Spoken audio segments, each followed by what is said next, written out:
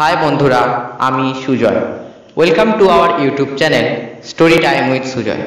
বাংলার নানা স্বাদের গল্প নিয়ে আমাদের এটি একটি বিশেষ নিবেদন। আমাদের চ্যানেলে আজ আপনাদের জন্য রেবন্ত গোস্বামীর লেখা বৃশ্চিক গ্রাস। রেবন্ত গোস্বামী জন্ম 1936 সালে নদিয়ায়। প্রাক্তন কেন্দ্রীয় সরকারি অফিসের কর্মচারী ছিলেন তিনি। নানা পত্রিকায় গল্প উপন্যাস তিনি লিখে থাকেন। তার উল্লেখযোগ্য কয়েকটি বই হল কচি পাতার রং, বাবলা ফুলের গন্ধ ইত্যাদি। আজকের গল্পটি আমরা নিয়েছি সন্দেশ সেরা গল্প সংকলন 1961 থেকে। গল্পের প্রধান চরিত্রে ডক্টর সুনীল সেনগুপ্ত, দিলীপ বাবু এবং আরও অন্যান্যরা। শুরু হচ্ছে রেবন্ত গোস্বামীর লেখা বৃশ্চিক গ্রাস।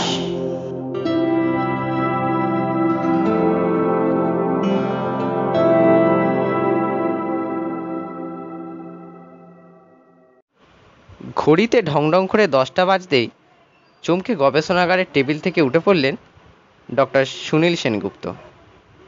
তার আবিষ্কৃত ইনসেকটেক্স যন্ত্রের ক্ষীণ আলোতেই দেখা গেল তার সারা মুখে তৃপ্তির হাসি। সমস্ত দিনের পরিশ্রমের কোনো চিহ্নই সে মুখে নেই। সফলতার প্রলেপ ক্লান্তির সব রেখা তার মুখ থেকে মুছে দিয়েছে। ইনসেকটেক্স যন্ত্রের আকারটা অনেকটা ছোট একটা বক্স ক্যামেরার মতো। ব্যাটারি বা প্লাগ লাগালে তার থেকে নির্গত হয় নানা তরঙ্গ দৈর্ঘ্যের শব্দ আর আলো, যা মানুষের কানে পৌঁছবে না, চোখকেও পীড়িত করবে না। তবে ডক্টর সেনগুপ্তর কুকুর পিঙ্কি প্রথমে একটু ঘেউ ঘেউ করে উঠে, পরে বোধহয় ব্যাপারটা বুঝতে পেরে শান্ত হয়ে যায়। তার গবেষণাটা ছিল কীটপতঙ্গদের উপর আলো, তাপ আর শব্দের প্রভাব নিয়ে। তিনি দেখেছিলেন মশা, মাছি, পিঁপড়ে থেকে শুরু করে সব কীটপতঙ্গ একটা বিশেষ মাত্রার তাপ, শব্দ বা আলোতে বিশেষভাবে সাড়া দেয়। আবহাওয়ার তাপ আর আর্দ্রতা একটা নির্দিষ্ট মাত্রায় বেড়ে গেলে পিঁপড়েরা ডিম মুখে নিয়ে গর্ত থেকে বার হয়ে আসে। একটা আল্ট্রাসনিক রে মশা থেকে ফড়িং পর্যন্ত সহ্য করতে না পেরে পালিয়ে যাওয়ার চেষ্টা করে। ঘরবাড়িকে কীটপতঙ্গ থেকে মুক্ত রাখতে বিষাক্ত ওষুধপত্র না ছড়িয়ে এরকম একটা যন্ত্রের সাহায্য নেওয়া যায় কিনা, সেটাই ছিল তার গবেষণার বিষয়। বিশেষ করে আরশোলা দূর করা তো একটা ভীষণ সমস্যা। সেই কোন প্রাগৈতিহাসিক যুগ থেকে এই জীবটা আজও টিকে আছে। জীবটাকে তো তিনি একেবারে নিজে সহ্যই করতে পারেন না। আল্ট্রাসনিক শব্দ তরঙ্গ আর ইনফ্রারেড আলোক তরঙ্গের একটি যুগলবন্দি সুরের যন্ত্র, এই ইনসেকটেক্স বক্স আবিষ্কার করে তিনি তার সাধনার আর সম্পূর্ণ সফল হয়েছে। এই ছোট্ট বাক্সটি ঘরের টেবিলে বসিয়ে রাখলে 30 ফুট ব্যাসার্ধযুক্ত জায়গায় আর মশা তাড়ানোর ধূপ জ্বালতে হবে না, সারপোকার ওষুধও ছড়াতে হবে না। এবার যন্ত্রটির পেটেন্ট নিয়ে হাজার হাজার ইনসেকটেক্স বক্স তিনি বাজারে ছাড়বেন। এটা তাকে খ্যাতি আর অর্থ দুই দেবে। রাতে বাড়ি ফিরেই তিনি কয়েকটি চিঠির মধ্যে পেলেন দিলীপের চিঠিটা। আশ্চর্যই হলেন ডক্টর সেনগুপ্ত। চিঠি খুলেও তিনি প্রথমে বুঝতে পারেননি কার চিঠি, কিন্তু পড়ার পর আর নিচের নামটা দেখেই তিনি বুঝতে পারলেন এই চিঠি তার এক সময়ের বন্ধু দিলীপ পাঠকের। অতীতের এক সময় বন্ধু ঠিক, তবে অনেক বছর তার সঙ্গে দিলীপের কোনো যোগাযোগ নেই। দিলীপের তো বাবা মা এমনিতে ভাই বোন কেউ ছিলই না। কাকাদের বাড়িতে থেকেই সে পড়াশোনা করত। পরে পারিবারিক কি গোলমালে বাড়ি ছেড়ে চলে এসেছিল, কিছুদিন মেসে থাকত। দিলীপ অবশ্য পৈতৃক টাকা করে কিছু পেয়েছিল, কিন্তু কেমন যেন অমিশুকে আর রূঢ় স্বভাবের ছিল, যার জন্য কারো সঙ্গে তার ভালো বন্ধুত্বটা গড়ে ওঠেনি, এক সুনীলবাবু ছাড়া। সুনীলবাবু বুঝতেন তার বন্ধু দিলীপের এই মনোভাব আশৈশব পিতামাতার স্নেহ থেকে বঞ্চিত থাকার জন্যই গড়ে উঠেছে। সংসারের উপর এক বিতৃষ্ণা যেন দিলীপের মনের মধ্যে ছোটবেলা থেকেই ছিল, যা বড় হয়ে ওঠার পরেও একটুকু কমেনি। স্কুলে বাংলা বইয়ের একটা কবিতা পড়তে পড়তে তার চোখ জল জল করে উঠত। এটা ডক্টর সেনগুপ্তর মনে আছে। কবিতাটার আরম্ভটা ছিল, সর্বদাই হু হু করে মন, বিশ্ব যেন মরুর মতো, চারিদিকে ঝালাপালা, কি জ্বলন্ত জ্বালা, অগ্নিকুণ্ডে পতঙ্গ পতন। কাজেই দিলীপ যখন পরে উত্তর ভারতে কোনো এক নির্জন জায়গায় বাড়ি করে বরাবরের মতো চলে গেল, তখন তার জন্য কেউ দুঃখ পেয়েছিল বলে ডক্টর সেনগুপ্তর মনে হয়নি। সে কাউকে প্রায় না বলেই চলে যায়। আর এত বছরের মধ্যে ডক্টর সেনগুপ্তকে একটা চিঠি দিয়ে তার ঠিকানা জানায়নি, তাকে সেখানে যাওয়ার নিমন্ত্রণ করা তো দূরের কথা। কাজেই চিঠিটা পেয়ে ডক্টর সেনগুপ্ত বেশ অবাকই হলেন। সেই বিস্ময় চরম রূপ নিল যখন তিনি চিঠিটা পুরো পড়লেন। এটা কি আমন্ত্রণ পত্র, একেবারে শেষ সময় বন্ধুকে দেখতে যাওয়ার বাসনা, নাকি কোনো গোপন কথা বলার আকুলতা? কিছুই বুঝতে পারেননি তিনি। রহস্যময় অংশটা আরেকবার পড়লেন ডক্টর সেনগুপ্ত। সুনীল, যে ব্যাধিতে আজ আমি মৃত্যুর সম্মুখীন, তার কোনো চিকিৎসা নেই। আজ আমি কণ্ঠহারা, বাকশক্তিহীন। কলকাতা বা ভারতের কোনো বড় শহরে যাওয়ার মতো আমার অবস্থা নেই। আমার কেউ নেই, সে তো তুই জানিস। একটা চাকর আছে, সেও এখন নিজের তালে আছে। স্থানীয় ডাক্তাররা কেউই আমার কথা শোনে না, ভাবে আমি পাগল হয়ে গেছি। ওরা বলছে আমার গলায় আর ফুসফুসে ক্যান্সার হয়েছে। আমি জানি এটা তা নয়। তুই যদি আসিস তবে তোকে এক অদ্ভুত রোগের কথা বলবো, যার কোনো ওষুধ নেই। আশা করি তুই আসবি। আমার ভৃত্য ব্রিজলালকে দিয়ে চিঠিটা পোস্ট করতে দিলাম। আজকাল সেও বলে যে আমার নাকি মাথা খারাপ হয়ে গেছে, তাই নিয়ে আমাকে সন্দেহ করে। জানি না চিঠিটা ডাকে দেবে কিনা। ইতি দিলীপ। অনেকদিন যোগাযোগ না থাকলেও বন্ধুর আকুতি ভরা এই চিঠিটা ডক্টর সেনগুপ্তর মনকে নাড়া দিল। সত্যি বলতে কি, এক প্রবল কৌতূহল তার মনকে অধিকার করে থাকলো। তাছাড়া অনেকদিন বাড়ির বাইরে কোথাও যাওয়া হয়নি। ভেবেছিলেন এর মধ্যে সপরিবারে একবার উত্তর ভারতে ঘুরেই আসবেন, কিন্তু ছুটি নামক বস্তুটির সাক্ষাৎ তিনি গত কয়েক বছর পাননি, হয়তো নিজের দোষেই। দিলীপের চিঠিটি পাওয়ার পর তিনি একাই আপাতত ঘুরে আসবে বলে ঠিক করলেন। স্ত্রী ছেলে মেয়েদের মুখ একটু ভার হলো। তাদের বুঝে সুঝে রওনা হতেও আরো কিছুদিন কেটে গেল। বন্ধুর উপর রাগও হলো বেশ। হতভাগা অসুস্থ হয়ে এখন ঠেকায় পড়েছে, তাই তাকে চিঠি লিখেছে। এতদিন একবারও বলেওনি যে তোরা সপরিবারে একবার আমার কাছে ঘুরে যা। ক্লাস 2তে পড়া কবিতাটা ডক্টর সেনগুপ্তর আর মনে পড়ে না, যদিও বুঝতে পারলেন উদ্ধৃতিটা ঠিক লাক্সই হলো কিনা এখানে। হাওড়া স্টেশন ছাড়ার সঙ্গে সঙ্গেই এইসব দার্শনিক চিন্তা তার মন থেকে উবে গেল। যাওয়ার আগে সামান্য জিনিসপত্রের সঙ্গে একটা ইনসেকটেক্স বক্স আর ব্যাটারিও সুটকেসে ভরে নিলেন তিনি। সেখানে গিয়ে মশার কামড় খেয়ে ম্যালেরিয়ায় ভুগতে তিনি রাজি নন। কাগজে তো সেদিনই পড়লেন যে কলকাতার মতো উত্তর ভারতেও কোথাও কোথাও নাকি ম্যালেরিয়ার প্রাদুর্ভাব হয়েছে অনেক বছর পর। চিঠিতে দিলীপের বাড়ির পথ নির্দেশ ছিল। অনেক চড়াই উতরাই ভেঙে একে ওকে জিজ্ঞাসাবাদ করে সুনীলবাবু যখন সেখানে পৌঁছালেন, তখন তার মনে হলো এভারেস্ট অভিযানকে কলকাতা থাকতে যত সোজা কাজ ভেবেছিলেন, আসলে হয়তো তত সোজা নয়। ছোট্ট একটা বাগান বাড়ি, বাইরে বাংলা হরফে বাড়ির নাম লেখা, প্রকৃতির আহ্বান। নামটা খুব চেনা চেনা মনে হলো ডক্টর সেনগুপ্তর। একটু ভাবতেই মনে পড়ল স্কুলের বাংলা বইয়ের বিহারীলালের লেখা সেই কবিতাটির নাম। দরজা খোলাই ছিল। সোজা ভিতরে চলে গেলেন সুনীলবাবু। আশ্চর্য, ঘরের দরজাও খোলা, কিন্তু কারো সাড়া শব্দ নেই কেন? দিলীপ তো চিঠিতে লিখেছিল যে সে এখন বাড়িতেই আছে। তবে কি? একটা অশুভ আশঙ্কা তার মনে উকি দিল। সুনীলবাবু কয়েকবার ডাকাডাকি করলেন, কিন্তু কেউ সাড়া দিল না। কিছুক্ষণ চুপ করে থেকে কি করবেন ভাবছেন, এমন সময় পাশের ঘর থেকে তিনি যেন একটা নিঃশ্বাসের শব্দ শুনতে পেলেন। ঘরটাতে ঢুকেই সুনীলবাবু প্রথমে আঁতকে উঠলেন। সামনের আগোছালো বিছানাটায় শায়িত ওটা কি একটা? তার বন্ধু দিলীপ পাঠক না? নাকি একটা কঙ্কাল?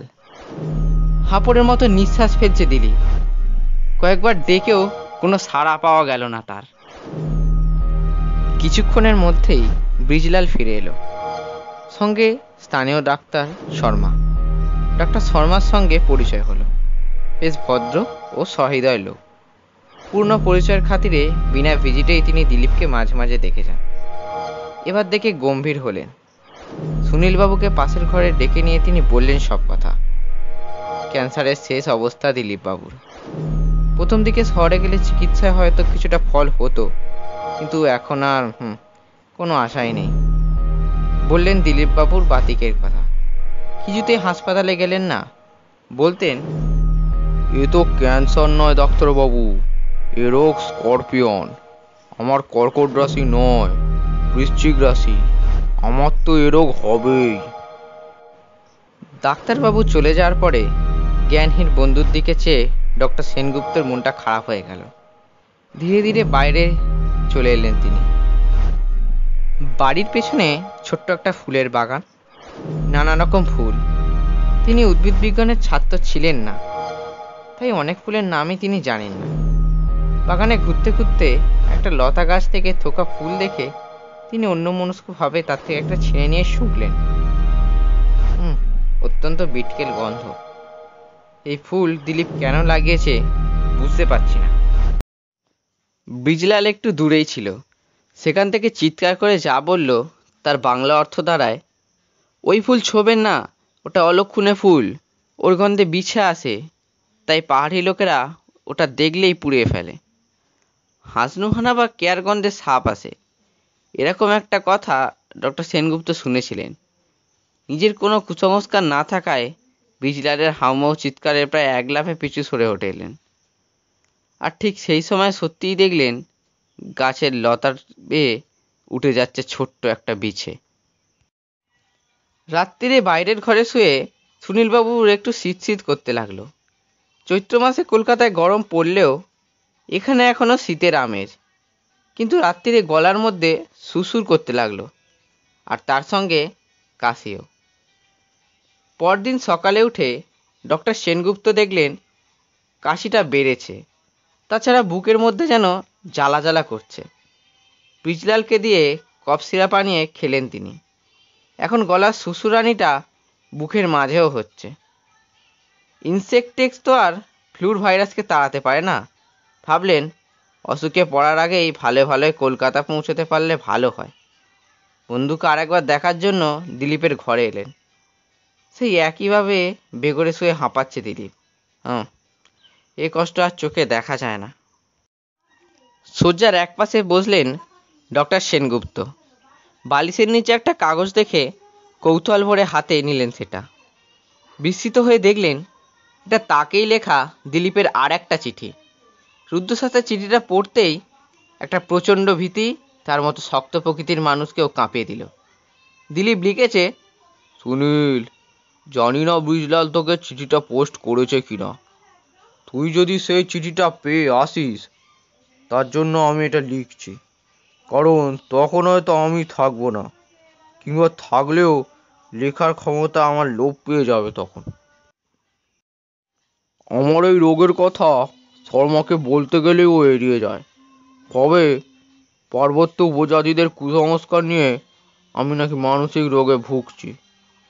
কিন্তু আমি জানি বাগানের কোণের ওই গাছটাই আমার এই রোগের কারণ।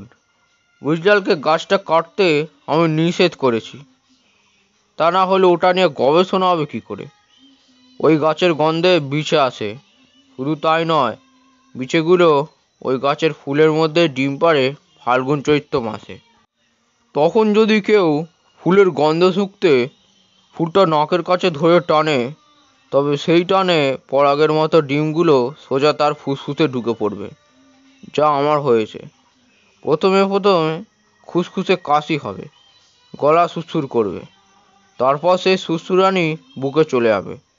কয়েকদিনের মধ্যেই ডিম ফুটে বিছের বাচ্চা হবে। ফুসফুস আর কণ্ঠনালী হবে তাদের বাসা। একদিন জোরে কাশতে কাশতে গিয়ে একটা ছোট বীজের বাচ্চা আমার মুখ থেকে ছিটকে বাইরে পড়ল। সেদিনই আমি আমার পরিণতি বুঝলাম। আমার ষড়যন্ত্রকে অকেজো করে দিল। কি জ্বলন্ত জ্বালা!